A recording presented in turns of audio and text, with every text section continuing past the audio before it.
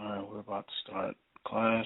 We have started. I want to say greetings, Hotep to everybody, Wepwawet to everybody that got on. This will be the first class I've done in almost 2 months, and just wanted to get a catch up, or just catch up with everybody on everything going on in my world and everything going on in the world. And let's see. Just sitting here looking at current events right now before I even go into anything else. One thing I think people need to start doing is start paying attention to what's going on,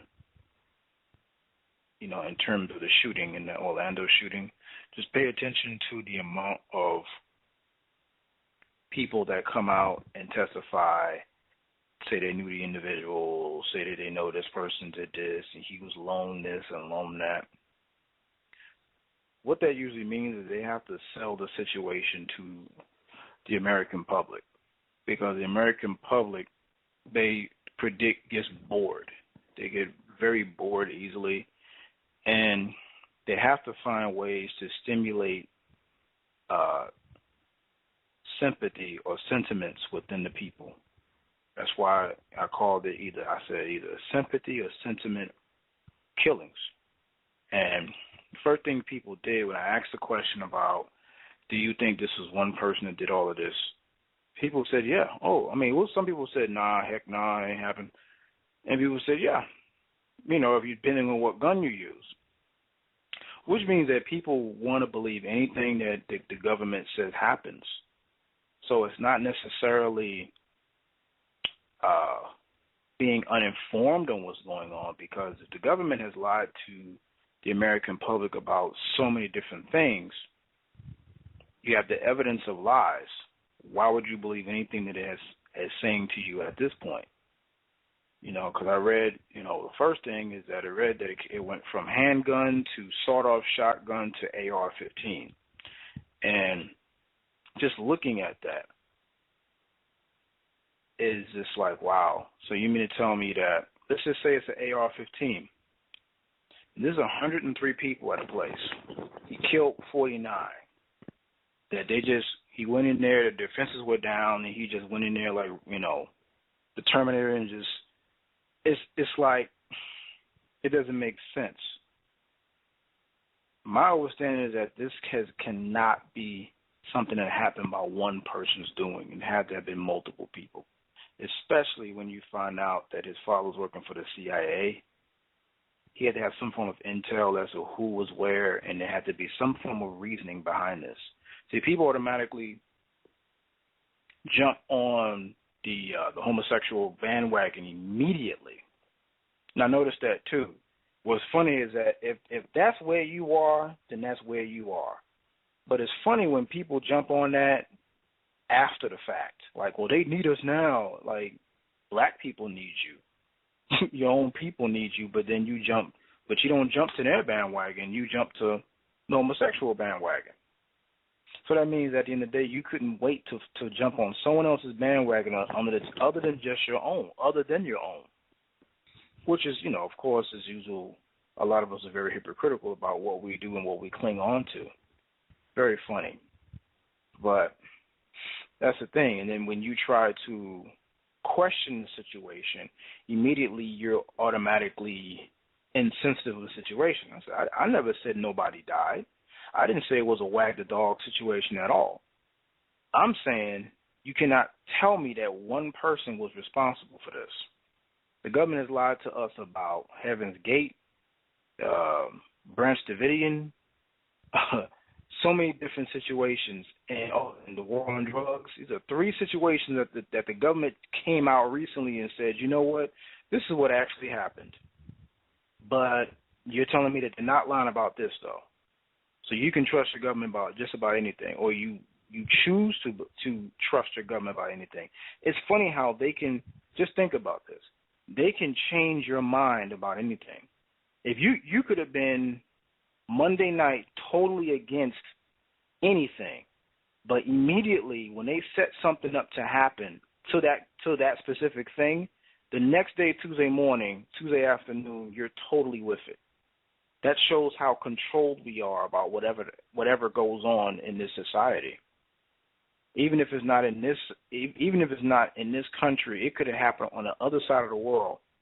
But as long as it's a European country or it's a European-esque ideology, then they can get us to love it. Just like you have black organizations that want to tie themselves in with the LBGT community, which is weird because LBGT is not trying to fund any type of black movement and don't want to fund a black movement. But all of a sudden, now you want to connect yourself with LBGT or LG, whatever acronym they have today. And it's the same group. They use the same flag for pushing pedophilia as a sexual orientation. We got to start doing our research and start studying. Just realize all of these organizations, LBGT, same-sex marriage, pedophilia, all these things are tied into the same organization. You know, and because we're not paying attention, we immediately think that everything that's going on is like, oh man, this is what it is, you know. And we're not. Thing is, we have to start looking past what's being presented to us. Even with the elections, I don't even pay attention anymore. But anytime I look at something, I say, wow. So at this point, you know, they can find ways again. They can find ways to basically flip flop the perception of the government, because politics is nothing but a game that gets the American public again to believe that they have a say-so or a control or some form of control into what's going on. And they have zero, to be honest. So we have all these things going on, and we just got to start being more careful about what's going on and start being more attentive to what's going on.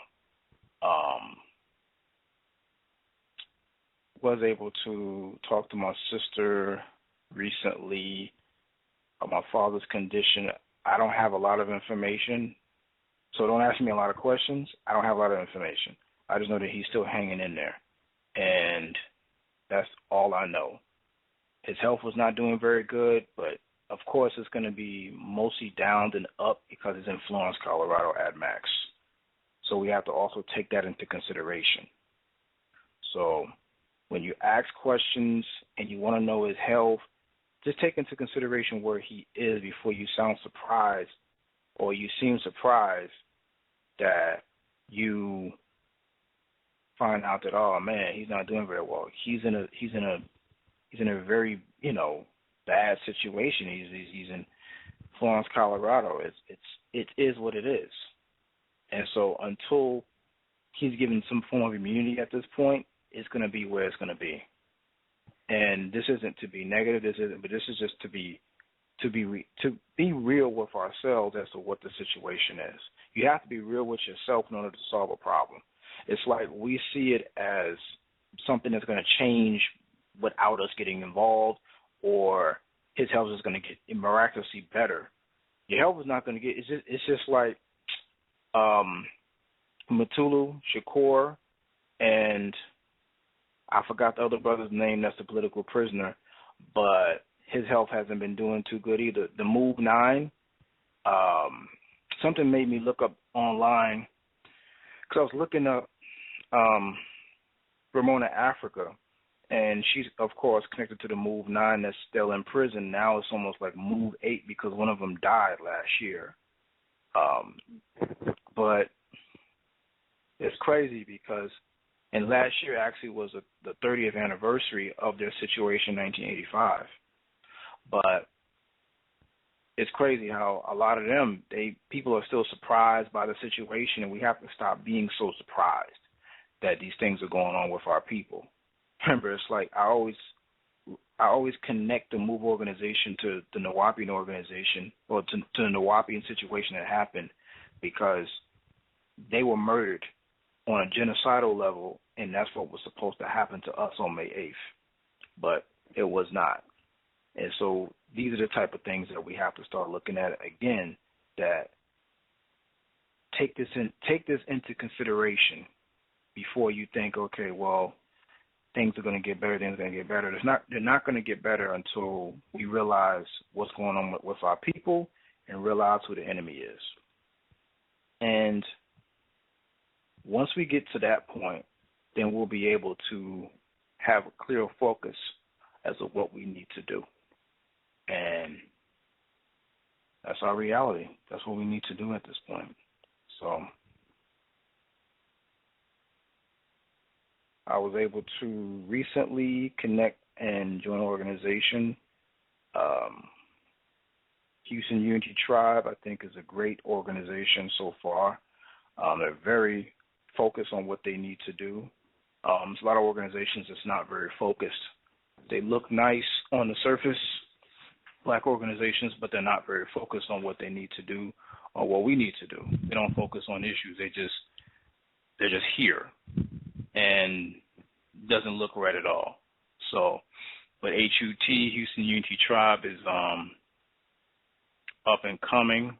I'm really focused on that. I'm really glad that I was able to connect with them and join with them to be able to solve our people's problems in our communities. And I think that one of the things that we need to start doing is we got to start focusing our questions on issues in our community.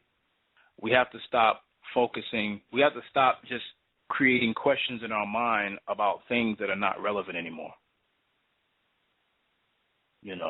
And if something isn't relevant, because we know what's relevant and what's not. We know what's relevant and what's not. We know that.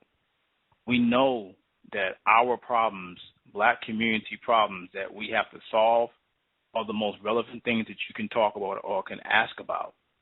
That shows how attentive or how much you actually care about your people. But if you're constantly asking questions about Nibiru and the spaceship and the reptilian, it shows that you have very little, you're paying very little attention to what's going on in your own community. You're just asking what you want for what you want, as opposed to actually trying to solve issues. And I have no problem answering those questions, but if that becomes just a central focus of what you want, then that means that at the end of the day, if I ask you about this specific issue, your opinion is going to be moot because you're only going to be focused on what you want, which has zero to do with what we're trying to do as the black race or the African race, as I really like to say. So make sure that whatever, like especially with the situation that went on with Bambaataa, and you finding out he's one of my idols at one point, and finding out that he was sexually abusing children for almost 40 years, and then when it's brought up by people such as myself, you're getting demonized. But yet you want to solve problems in the black community, but then we bring up the problems, all of a sudden it's a problem. That doesn't make sense because these are our children. And so if our children are not the central focus, then what are we really focusing on? Where are we really headed as a race if every other group has their children intact to an extent? Of course, you have pedophilia in the white community. They invented the shit. But in other people's groups, they find their way to solve that problem. Whereas with us, we allowed a problem like that to fester, and we covered it up and we put it under the rug and act like it wasn't there. Then next thing you know, the media has to get involved, and a person that could have been dealt with years ago was never dealt with at all. We just did whatever we could to act like it didn't even exist. So those are things that I think need to change, is that if specifically, let's say pedophilia. That's when I talk about problems. My book is called, that I'm writing right now, putting together, is called Problems and Solutions in the Black Community. Pedophilia will be talked about because most of us have dealt with it. Sexual abuse, have dealt with it. But a lot of us are afraid to talk about it, and we get shamed to not talk about it. We get shamed to not talk about it when people call themselves conscious. You cannot call yourself conscious when Your child's coming to you telling you something happened to them and you want them to be quiet. Something's wrong with you. Don't tell me you're not a slave when you have slave activity, which is be quiet, act like it didn't happen, or you blame the victim. Because just like Caucasians blame victims, we do the same thing to our own children and we pretend we don't do it. We do it every day. You understand? We have to have, as a lot of brothers, specifically Dr. Neely Fuller, the elder Dr. Neely Fuller talked about codes on how to deal with certain things in our community. You have to know if your organization is if their central focus, if one of the main creeds is not talking about protecting the women and the children, then you have to question that situation or you leave. Because too many times we stay in situations that are not conducive to our people. Next thing you know, you're involved in something that's not moving and you're complaining, but you stayed. And you're in something because you feel, well, I don't want to be disloyal. It's not about being disloyal. Think about your children. This is dear to me because I don't even have kids yet, but I'll be damned if I come into any situation and that's not the central focus. You got to know that if you do something to somebody's child, you're going to be dealt with. Things like that happen because the individual feels no one's going to check me. It's like in any situation in life, something's going to happen. If you don't put in someone's mind that you're going to get checked if you do this to me, they're going to keep doing it to you. If someone yells and screams at you and disrespects you and you don't check them in any situation, they're going to come after you again because, hey, you did it one time, I'm going to do it again to you. Same thing. If you allow someone to touch your child and you sat there and you blamed the child or you told the child, don't stop lying about this, stop lying about that, did you right there just contributed to the problem. It's the same thing with the beating of women in communities, and we pretend that doesn't happen. Well, it's none of my business. It's none of my business. What am I supposed to do about it? I'm like, wait a minute. We're supposed to be brothers and sisters in the organization, but if a woman is getting beat to death, now it's none of your business. But when it comes to their business in terms of in the bed, you all in their business. I'm talking about men. But then when it comes to solving the problem that you call a goddess, or to solve the problem of abuse of a woman you call goddess, now you're quiet. That's a chump. Because if you physically see something, you got to be like, yo, bro, what's going on? This is coming from me. Because at least a statement is being made that a problem is persisting. We have to be able to solve our own problems. We cannot say that we are a healthy group of black people and we can't solve our own problems because we're constantly bumping into each other too much. Every time we turn around, there's a new debate going on, debate this, debate that, and there's no problems being solved. There's just the next debate. And I'm saying, how is that going to solve that problem? If it's not, then I don't want to hear anything else you have to say. That's just where I'm coming from with it. I don't want to hear anything about what debate or we're going to debate this, Hebrew this and this, that. I don't care. I truly don't care. And that's why my thing now is about dealing with those of like mind, which means you have to take an assessment of the people that you're talking to, black people specifically, because I don't deal with people who are integrationalists. I don't deal with organizations that are black, white, candy stripe, Asian, this, that. You got all types of people in your organization, and they ain't got the same problems that you have. But anyway, the reality is that every time we turn around, we're just pretending like there's no problems because we allow everybody in our business. As long as we're allowing everybody in our business, then there's no way for us to solve anything. And that's the thing. When you have organizations, next thing you know, you see a white person here, a white person there. That's like you having a relationship, and your relationship isn't doing very well, and you allow someone in your business. That's the same thing. You allowing whites in your business. Black organizations with other races of people in an organization is allowing other groups in their problems. You create nations that are from black organizations based upon a way that a nation which are families to solve their own problems. Bottom line, if that's not the central focus and you have to find a way to push people who are your natural enemy and have been for 6,000 years out of your problems because you are too afraid to say that because you don't want to offend nobody. And we got to stop saying, okay, pro-black is not anti-white. I'm like, first of all, if you're pro-black, you are anti-white because you're pro-black. If you're pro-something, you have to be anti-something else because every part of this society is based on white supremacy. That's anti-anything white. That's anything that's not white is anti-that. That's what white supremacy is. They don't apologize for white supremacy. So what you need to learn how to stop doing is apologizing for being extremely pro-black and loving yourself. You got to stop apologizing for pointing out who the enemy is, who's killing your kids in the streets, who's sterilizing your women in the prisons. Okay? But then you want to turn around and pretend, oh, I have these friends, and these friends that you have, you don't have the same things in common. Eventually, when you're ready to have a real conversation, they're going to play the denial game with you. And they've been doing that for years.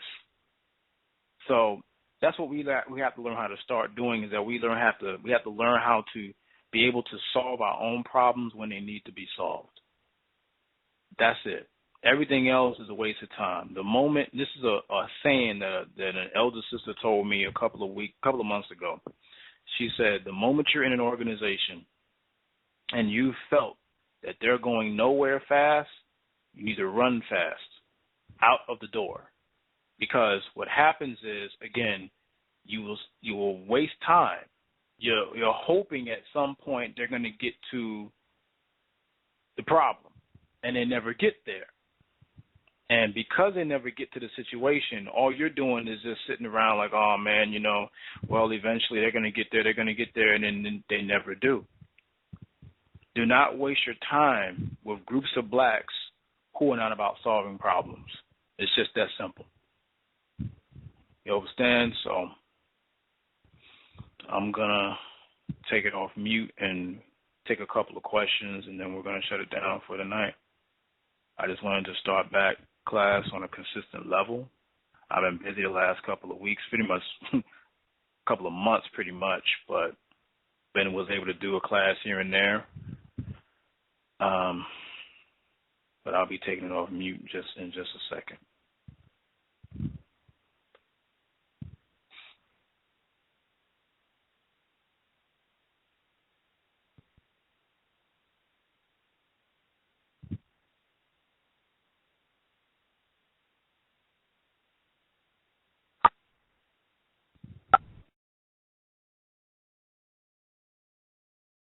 Does anyone have any questions?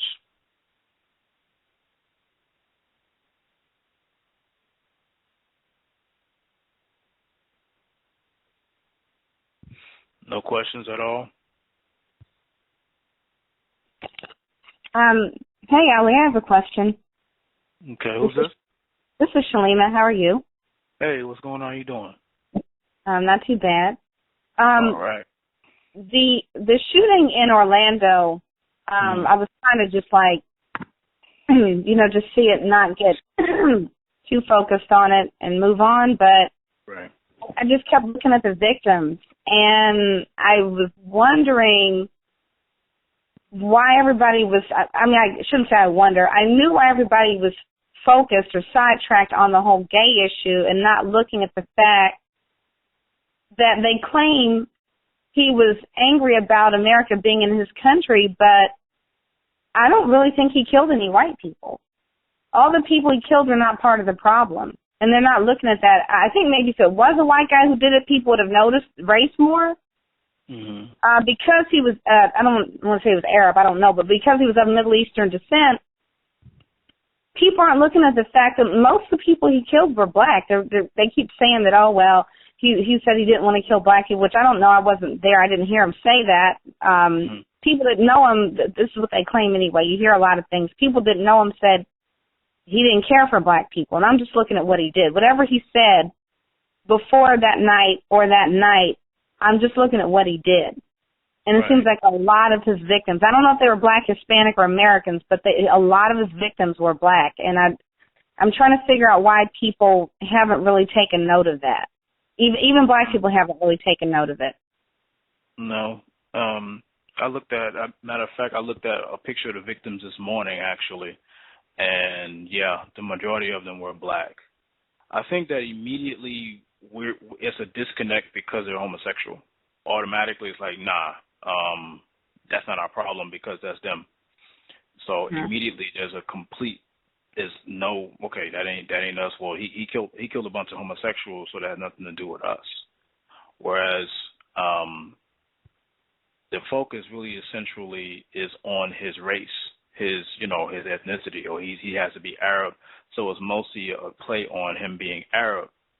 So immediately, one thing you do notice is,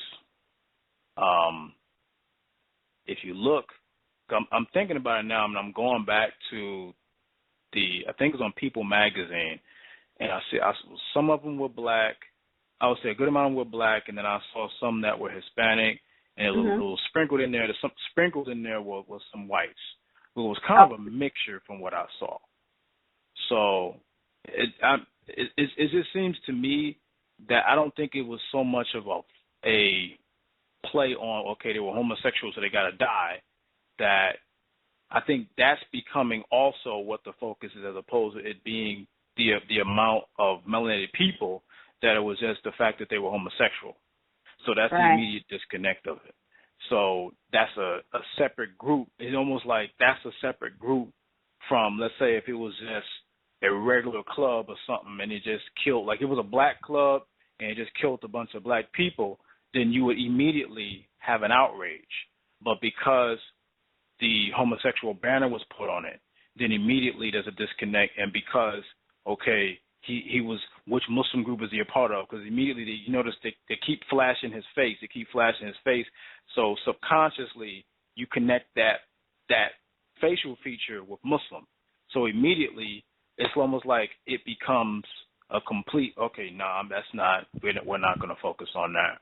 So that's, from what I see, that's been the reason why, is because immediately the stamp is because of this. But a lot of our people have shown solidarity for the situation. From what I have seen, a lot of people, they put the gay flag up.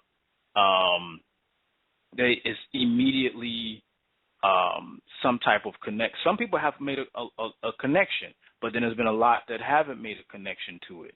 It's just, okay, nothing to do with me. You mean it made a connection as far as like a racial connection? No, not a racial connection at all, because they were gay. Well, that's what I'm saying. Okay, this is a city that's 70% white. There were a lot of white gay clubs he could have gone to, and I think that we need to at least question, okay, maybe you don't want to connect with them because they're gay, but are you okay with people attacking black gay people but not anybody else? I mean, there is a racial connection. It is. So, I think we shouldn't lose sight of that. Let's say you are anti-gay. Do you, as a black person who is a nationalist or has nationalist views, do you really want somebody who just says, okay, that's right, I don't like gays either, let's just go kill all the black gays? Wouldn't you be a little bit suspicious of that and say, well, wait a minute, we're not the only gays, so why are you going after just the black gays? I'm just using that as an example. No, I see what you're saying. I mean, immediately, today was the first time I saw a picture of them. When I thought about the club, I'm sorry, go ahead.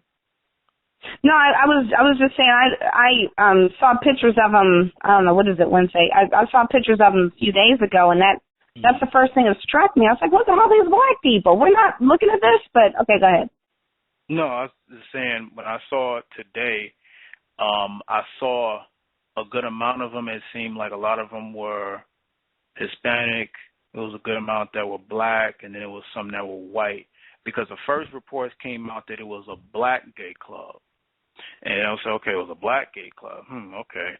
So was this because immediately when I saw the report that his father worked for the CIA, that immediately this was like, okay, he wasn't what they call lone wolf. So this had to have been a pre-planned situation to hit this club specifically. And I know immediately, okay, so it had to have not just been him working by himself, because again, you got white gay clubs, you got black gay clubs, you got mixed gay clubs. It's like in Houston, you got black gay clubs and white gay clubs, but you specifically went to that one, so there had to be a reason for that. Obviously, now it's coming out that he has a problem with blacks and obviously others, that's not black, because others not black were killed. It's like, they're saying he had a problem with Hispanics and shit. Yeah, it was Hispanics as well. So that's it. And it's just to go into things that you're saying. We have to make a choice, though. The next step is to make a choice. Are we for specifically black straight people, or are we for people that are blacks that are homosexual as well? See, my thing is, I'm not for marrying in black liberation movement with LGBT. I'm gonna say that now, but I have empathy for a situation if that's still my brother that got killed. I'm not gonna be like, well, good riddance. He's just a degenerate X factor because he can't have children, or he's whatever. I would never say anything like that. But at the same time, a lot of times what I notice too, and we have to be careful with this, is that when something like this happens, that's why I was sitting back and I was watching people's reaction to this. And I was saying a lot of people of our community immediately, I noticed, were like, okay, so are we going to join forces with the LGBT? I've seen people ask this question online. And I'm saying, okay, why? Because the LGBT community is not headed by blacks. They're headed by whites. They're headed by white women feminists. So it's one thing to have to care for a black life, regardless of what life it is, and it's another thing to say, okay, well, let's go ahead and join forces with them. When I'm like, they're not going to do anything for you before or now. So that's something we got to also still be careful about too. Well, I mean, that's true. I'm not really saying that I want to join forces with them. I'm saying that if you have people, there are all kinds of black people that you're not going to agree with. I'm not really a big fan of Christians. I still think a lot of people are upset about what happened in Charleston last year. What I'm saying is I don't really see a lot of difference between what happened in Orlando and what happened in Charleston. That's how I'm looking at it. Maybe I'm just being narrow about it, but I think that if you are anti-gay, that's fine. But I really don't think that you're truly a nationalist if you're going to be okay with somebody only killing gay blacks, with all the other kinds of gays there are out there. And like I said, in the cities, it's actually over 70% white. And all the other white gays are in the city. You could have gone there and you chose the black gay club. That just sounds suspicious to me. And I don't really think you're a true black nationalist if that's how you're going to look at it. I'm not saying we have to join in with the gays. We need to try to see the racial element to this. Yeah, and I see it just from you pointing it out, just to think about it. And then, like I said, I didn't see what they look like. I just heard what the ethnicity of the club was. And then when I saw the photos, I said, oh, okay. So no, I'm not saying, for me, just to speak for myself, is to say, okay, because they're black, because they're gay, then I'm not going to, connect myself, or I'm not going to feel some type of way about the situation. That's not what I'm saying. I'm just trying to make this clear to you. Some people already made their presence felt with it. Like, well, shit, if they're gay, they're gay. It ain't nothing to do with me. Less better. A lot of people have said that too. I'm not on that extreme level, because there's some people that are really extreme with what they've been saying lately, and I've been real careful to not say things like that, because that doesn't make sense. Because again, if this was your life, you would want someone to care about your life. My thing is black life regardless. That's still our brothers. If they were black, that's still our brothers with the situation Mm-hmm. that happened like that. That's how I feel. Everybody else ain't got no time for it. But if it's our people as a whole, black people, that's my thing. That's my concern. Mm-hmm. You know, that's where I'm coming from with it. So I clearly see what you're saying. Okay. Just looking, and then now it's funny you bring up the Charleston shooting. I'm actually glad you brought that up because I've been thinking about that because Dylan Roof, if this is deemed to be, which I'm not sure yet, if this is deemed to be a hate crime, if this is deemed to be a hate crime, he doesn't stand to take that much time. I mean, to get that much time. If they're going for the death penalties, then that's something else. But that's why I'm glad there was a lot of people online that were saying he needs to be labeled a terrorist because if he's labeled a terrorist, then the sentence is going to go higher, and he stands more of a chance to be executed. But if it's just a hate crime, and then you got all of these different elements coming in, the Charleston people coming out saying that they forgive, that can sway a good amount of that jury, or even because he asked for a trial by judge. That judge can look at that and say, "Wow, so they forgive? So why should I convict him? If you already forgiven him, you've already forgiven him for the crime. So let's just deem this he's a quote unquote white supremacist. He's neo-Nazi, whatever, 1488 Hail Hitler, and so I'm just going to label him that. That's how you feel. You forgive him. Lord Jesus Christ, God forgives. 5 years, 10 years, right? And I think that's something I noticed that we're not paying attention to is that we're either in a point where, well, he probably gonna get off anyway, to not really paying attention because that, and let's just say 10 years. Right now, he can come right back out and do it again because he's like, come on, just think about it. Go back to that moment where in the middle of him killing 9 people, he said, wow. So somebody came to him and asked him, I think the youngest boy that died, the youngest young man that died said, he pleaded for him to stop. And he's like, I have to do this. Y'all have to die.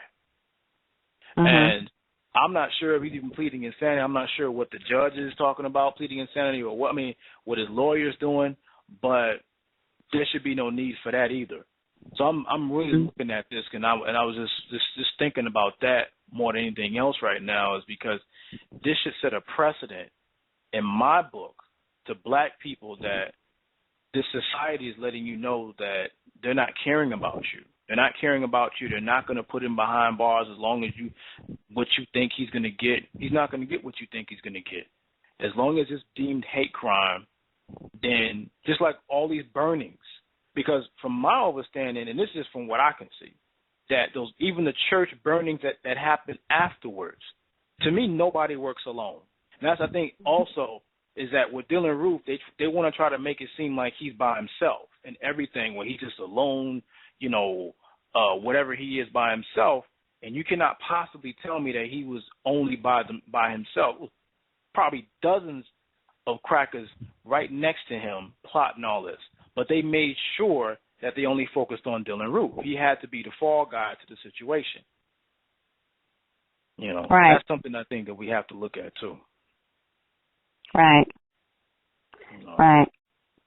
Yeah, I hear that hate crimes don't hold a lot of time and don't carry a lot of time in South Carolina. Nope, especially South Carolina. I think it's a couple of other states that hate crimes are like small sentences. Yeah. So each like time 5-10 years. Yeah, 5 years for killing 9 people, and not one time have they even have said terrorists. And each time you bring up terrorists to anybody else, they immediately try to basically lessen that statement to make it seem like the main focus is not Dylan Roof, the main focus is Islam. And I've seen that several times online. I'm like, wow, so this Domestic terrorism has been a problem for black people since slavery, and you're telling me this dude is a cracker domestic terrorist, but all of a sudden now it's not a problem when it's focused on your race, your group, excuse me. And that's stuff that I think that we at some point a good amount of us are going to have to start paying attention to, that you're by yourself. At the end of the day, you're by yourself. And if this doesn't wake up a good amount of us to realize that we are by ourselves, we can't wait on a sentence to say, okay, we're going to get the fair shake, because we're that get the fair shake spell. I notice we're still under, like, at some, especially what happened with the brother. Well, he was 17, the one that was found with his body parts gone and missing. They put paper. Yeah. There was no charges filed for him.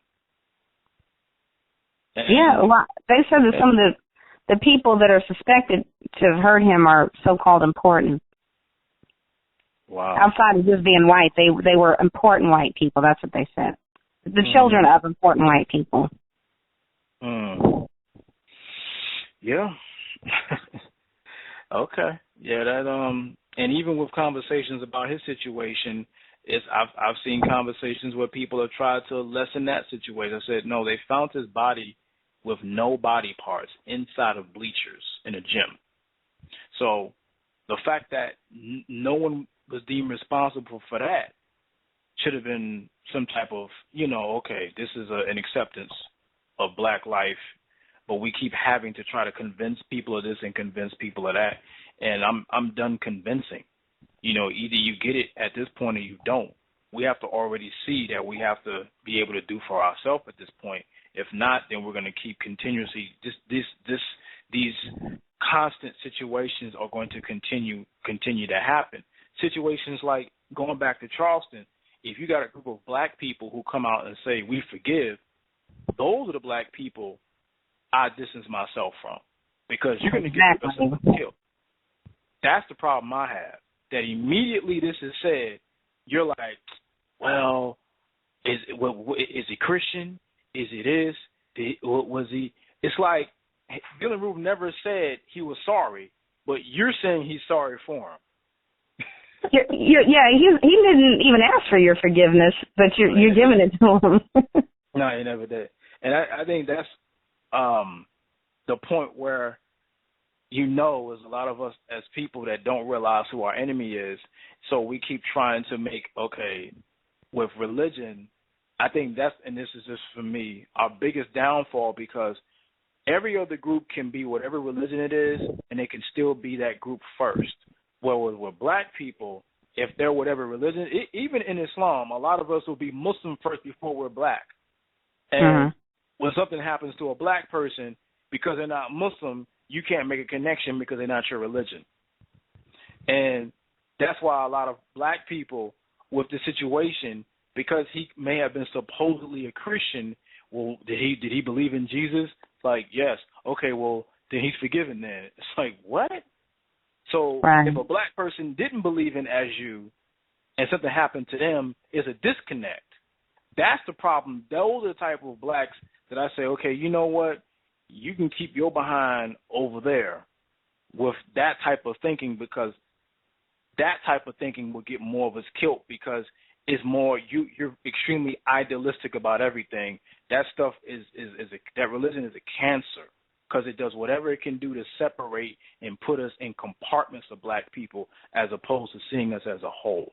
That's what I'm seeing now, and I don't want no part of people who think like that. Not at all.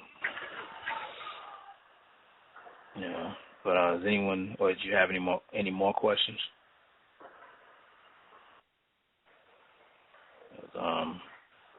And also, like I said, when I said earlier about Wag the Dog, because I was able to watch it with my mate Brittany, and I want people to look up that movie Wag the Dog when you get a chance. Please look at that movie. Please look up Wag the Dog with what is his name? Was it Robert De Niro? Yeah, Robert De Niro and Dustin Hoffman. Look up Wag the Dog. They basically faked the whole war. The government faked the whole war, and just to get the sentiments of the public. And it's very eye-opening because it makes you think about every other situation, even before this situation, wars that's been going on for years. It makes you think about things totally different. So that's a movie I want us to, look at and be like, okay, wow, this stuff is, yeah. So if there's no more questions, I will shut it down for today and thank everyone that was able to get on. And I want to say peace, Black Power, and Hotep to everybody. Good night. Thanks.